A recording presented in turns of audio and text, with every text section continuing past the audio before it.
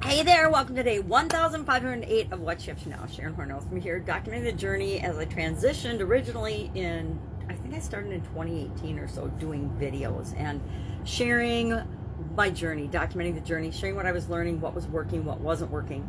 Now I pretty much just give a quick book report of what I'm doing online, although I'm doing offline things as well. Some of my projects I can talk about, some of my clients and customers don't want me sharing what we're doing. So I keep pretty much just sharing things based on my own personal experience, not based on my clients or my customers, to maintain our relationship and privacy. And I totally agree with that. When I was running my Italian food business, it was a very competitive industry, and you didn't want people knowing. Even the government agencies that came in to regulate us, the USDA, the FDA, OSHA, everybody, they had to sign confidentiality agreements because we had proprietary processes and systems that we use to create our handmade products and services for that market. And if they get out, it becomes less competitive. And we had our recipes were copywritten, things like that. So I get that. I felt the same way when I was building and supersizing that particular business. Now online, I pretty much share everything and how we do it and what we do. So if you've got questions, go ahead and ask. Be glad to. I don't really have any insider secrets or secrets. People try to sell and market and pretend that they have all these super secret private systems, but they're not. Pretty much everything that we do and share and learn has been done before. It's certainly been done before by someone else. We just might not be aware of them. A lot of times people will simultaneously have similar ideas, and it's whoever acts on it first is usually the one that wins in the marketplace.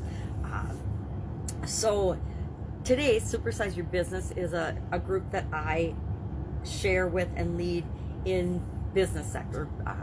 Used to be offline businesses, but then when I came online, it became online businesses, and now it's of course a mesh of both. A lot of people online will tell you you have to be online or you're not going to succeed. I have a friend that says that a lot in her messaging, and I'm like, okay, I hear what you're saying, but I disagree.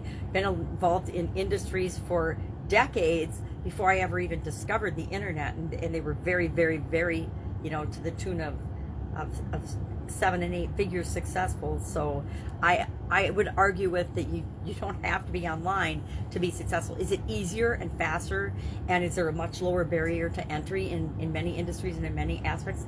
Yes. Is it a way to get the word out and to find your people, your tribe, fast, easy, and efficiently and effectively? Yes. But is it the only way? No. Do you have to do it that way? No. It totally depends on what it is that you want to create, the business that you want to build, what you want to create, the impact you want to have in the world. There's more people that don't have an online presence than do have an online presence. It's still that way. And will that change someday? Who knows? With all this meta stuff, it might change. And maybe everybody will be like the movie surrogates, and we'll be, laying in our recliner beds or our recliner chairs, just living vicariously through our surrogate robot version of ourselves. I hope not. Although I would like to make a nice, good-looking, perfect robot for myself.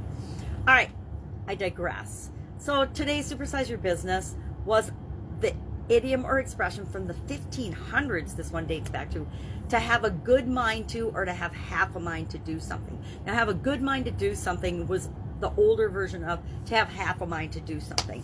And I've definitely used this expression before. Probably not in the last, few years, but I've used it, especially when raising my kids or dealing with my ex-husband. I have a good mind to stop making you breakfast. I've got a half a mind to ground you. I have a half a mind to take away your car or your snowboard or whatever.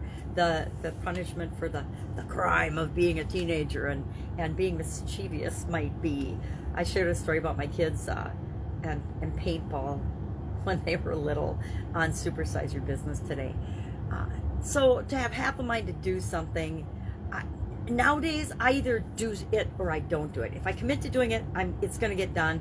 If I say no, that means it's not a priority for me and I'm not going to do it. It doesn't mean it isn't a great idea, great project, great thing. It just means it doesn't fit into my personal priorities and what it is that I'm working on. If it does, I might fit it in, but if it doesn't, if it's not a fit for me, I just say no. If somebody comes to me with crypto, network marketing, financial services, even real estate these days, it's pretty much a no, because I've been there, I've done that. I'm not interested in those exploring those areas further right now, because I have my own priorities and objectives and things that I'm working on building and creating, and the impact that I want to make on the world.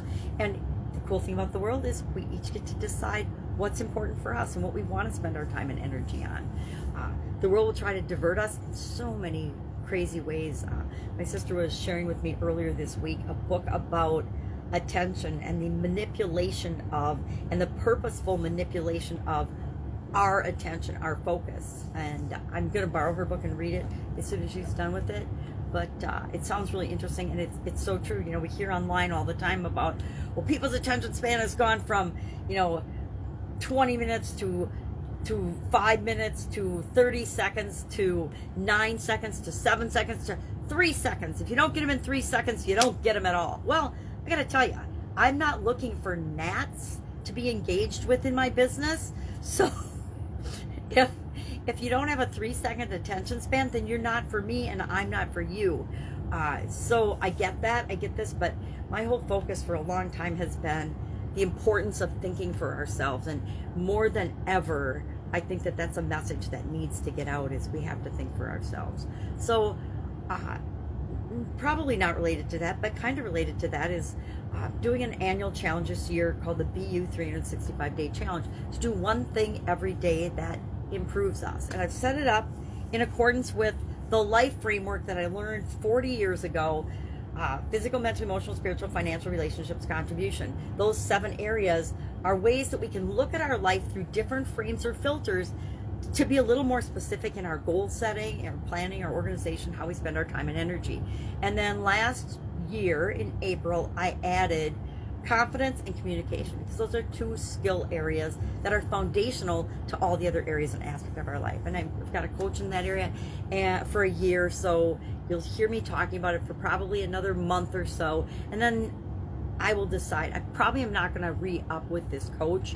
I've learned what I have to offer, and that is enough for me. And I've got a message that's now disappearing. Thank you. So today's lesson was, we're covering this SOAP framework once a month. In 2020 and 2021, I did the Get Up and Go challenge. Why? Because I wanted to make sure I kept it going and moving through the pandemic and bring people along with me. So on the Get Up and Go challenge page on Facebook, and I share it other places as well, we did every other month, about starting in April of 2020, a 30+ day challenge. Once it was 45 days, because some entrepreneurs challenged me to do a 45-day challenge. But for the most part, it was 30+ days. And every other month, I would do it. And in it, I would cover something called the SOAP framework. Now, I made up the SOAP framework, but is it 100% uniquely mine? No, it's the process that all of us use to do and get anything that we want.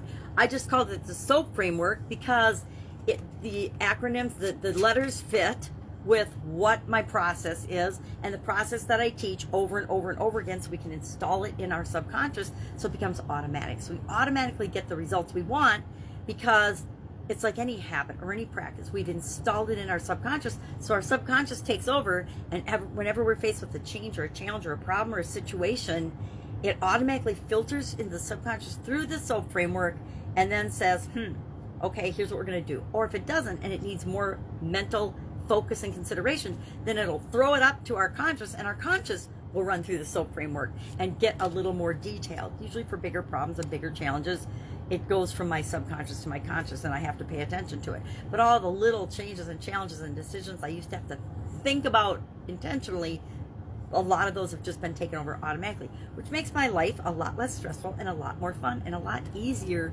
feeling to me. So it's a lot more of a positive experience. So today we are talking about the P in the SOAP framework with respect to our mental health, our mental well-being. We're talking about, and I'm applying this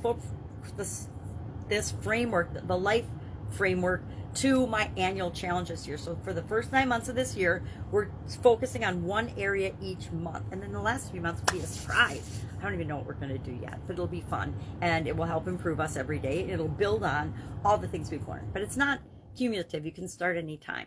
It's actually the entire 70, what was today? Today was 76. So the 75 days previous are all available on the Get Up and Go Challenge private Facebook group under Guide 15.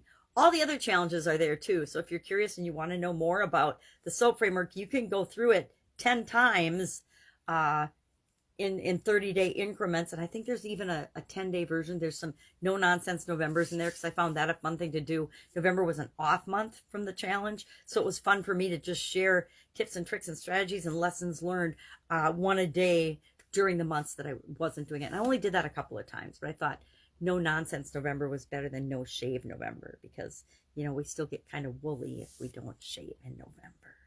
Guys can grow it on their face, but it's not so nice other places. So anyway, I digress.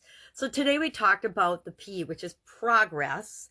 And how do we know if we're moving toward what we want or not, right? And one of the ways that we do that is we automate the things that we know we can do every day, little habits, little routines, little rituals we can add to our life that make achieving what we want automatic. So I do something called affirmations, and it's an affirmation on steroids by just taking that affirmation, because a lot of times our subconscious will try to argue with this.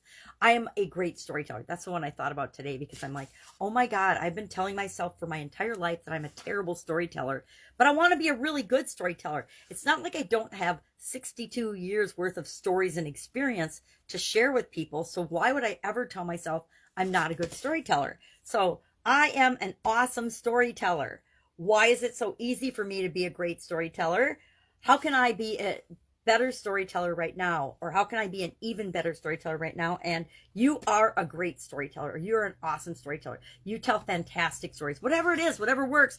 But we talked about that and how we can use an affirmation for quickly and easily really changing a false belief or thought that we have. Now, how many of us have ever thought, I'm not good enough, I don't deserve? That's the one that I used as an example as I went through the SOAP framework, this time in the annual challenge to share with people. And I kind of meat-axed it with the affirmations because I didn't plan it out ahead of time. But that's my assignment today, is to come up with the perfect affirmation for me. It's what's right for you, what's right for me, to be an affirmation that I can work on and practice and add to my morning routine, because I already do affirmations and affirmations in other areas and aspects of my life. So I will add one about, I'm not enough, I'm not good enough. Now, do I know I'm enough? Do I know I'm good enough to create and have and do intellectually anything I want? Yes. But do I, whenever I want to do something new or stretch my comfort zone or step out and do something out of my ordinary or my average, feel a little resistance? Yes. And then all the old times that I failed, or all of the old, my subconscious serves me up all that stuff.